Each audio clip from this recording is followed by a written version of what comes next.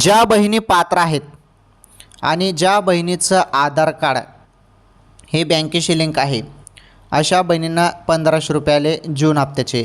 त्यानंतर अजून 1500 रुपये आता येणार आहेत ते म्हणजे जुलैचे.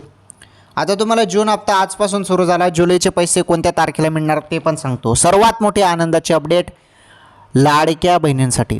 बहिणींनो, पैसे 20 जून रोजी यायला पाहिजे होते, परंतु जून महिन्यात पैसे न येता जुलैमध्ये जून हप्ता येत आहे. बघा, तसं मागच्या वेळी पण झालेलं आहे, असं काही हे नवीन नाही.